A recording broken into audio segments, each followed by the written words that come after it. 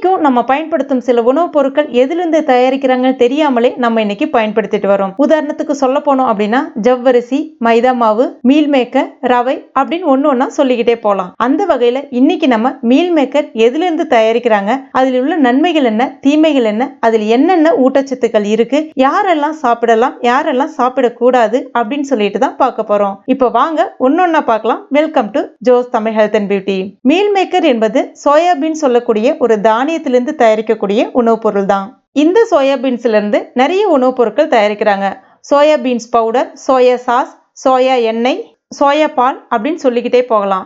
இந்த மீல் மேக்கரை தயாரித்து விற்ற ஒரு கம்பெனியினுடைய பிராண்ட் நேம்ல தான் இதை நம்ம இன்னைக்கு மீல் மேக்கர்னு சொல்லிக்கிட்டு வரோம். சோயா பீன்ஸ்ல இருந்து சோயா எண்ணெய் தயாரிக்கும் போது அதை பிழிந்து எடுப்பாங்க.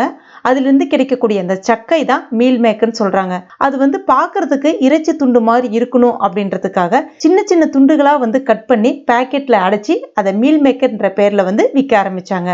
ஒருவர் சைவ உணவை மட்டுமே சாப்பிடக்கூடிய பழக்கம் உடையவர்களாக இருந்தீங்க அப்படின்னா, இறைச்சியினுடைய சுவையை அனுபவிக்க விரும்புனீங்க அப்படின்னா சோயா பீன்ஸ்ல இருந்து தயாரிக்கப்பட்ட இந்த மீல் மேக்கர் ஒரு சரியான சாய்ஸ்னே சொல்லலாம். இந்த மீல் மேக்கர் இறைச்சி உணவுக்கு மிக சிறந்த ஒரு மாற்று உணவு அப்படின்னு சொல்லலாம். யாருக்கெல்லாம் இறைச்சி சாப்பிடுவதை தவிர்த்துட்டு சாப்பிட பிடிக்கவில்லையோ அவர்கள் தாராளமாக சோயா சார்ந்த உணவை எடுத்துக்கும் போது இறைச்சியிலிருந்து நம்ம பெறக்கூடிய சத்துக்கள் எல்லாத்தையுமே பெற முடியும். ஏன்னா இந்த சோயாவில் எண்ணற்ற புரதச்சத்துக்கள் இருக்கு. புரதச்சத்து குறைவா இருக்கிறவங்க இந்த மீல் மேக்கரை வாரத்துல 2 முறை 3 முறை பயன்படுத்திட்டு வரும்போது அவங்களுக்கு புரதச்சத்து சீராக அதிகரிக்கும். தானிய வகையிலே பாத்தீங்கன்னா சோயாவில தான் அதிகப்படியான புரோட்டீன் சத்துக்கள் இருக்கு. உதாரணத்துக்கு 100 கிராம் சோயாவில் 28.6 கிராம் அளவுக்கு புரோட்டீன் இருக்கு. இந்த புரோட்டீன் எல்லாமே நம்ம உடலுக்கு தேவையான அடிப்படை அமினோ அமிலங்களை அள்ளி தருது.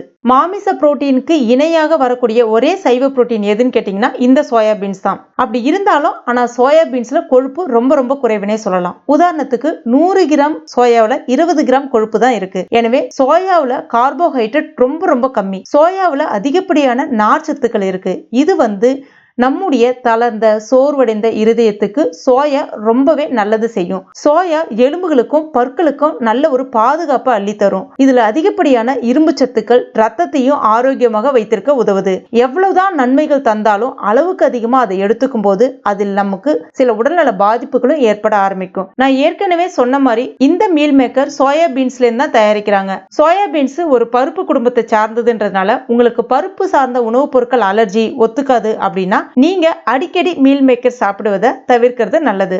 தொடர்ந்து அதிகப்படியான சோயா உணவு யாரெல்லாம் எடுத்துக்க கூடாது, யாரெல்லாம் எடுத்துக்கலாம் அப்படின்னு பாத்தீங்கன்னா, ஹார்மோன் இம்பேலன்ஸ்னால பாதிக்கக்கூடிய பெண்கள், அதாவது ஈஸ்ட்ரோஜன் குறைவா இருக்கு உங்களுக்கு அப்படின்னா அந்த பெண்கள் தாராளமாக சோயாபீன்ஸை அதிகமா எடுத்துக்கலாம். அதே மாதிரி ஆண்கள் சோயாபீன்ஸை அதிகமா எடுத்துக்கும் போது மலட்டுத்தன்மை வர வாய்ப்புகள் அதிகம். அதுவே பெண்களுக்கு பாத்தீங்கன்னா ஹார்மோன் இம்பேலன்ஸ், அதாவது தைராய்டு சுரப்பியை ஒழுங்கா வேலை செய்ய விடாது. தேவையான அளவு அப்பப்ப இந்த மீல் மேக்கரை நம்ம எடுத்துக்கும் போது எந்த விதமான பிரச்சனையுமே கிடையாது. அதாவது வாரத்துல 1 முறை 2 முறை தாராளமா பயன்படுத்தலாம். நிச்சயமா இந்த வீடியோ உங்களுக்கு பயனுள்ளதா இருக்கும் நம்புறேன். பயனுள்ளதா இருந்துச்சுன்னா மறக்காம இந்த வீடியோ லைக் பண்ணுங்க. உங்க நண்பர்கள் மற்றும் ஃபேமிலி மெம்பர்ஸ் கூட மறக்காம ஷேர் பண்ணுங்க. மேலும் இது போன்ற பயனுள்ள குறிப்புகளுக்கு நம்ம சேனலை இதுவரைக்கும் நீங்க சப்ஸ்கிரைப் பண்ணலனா உடனே சப்ஸ்கிரைப் பண்ணீங்க. கூடவே மறக்காம அந்த பெல் நோட்டிபிகேஷன் சிம்பலையும் பிரஸ் பண்ணீங்க. Thank you.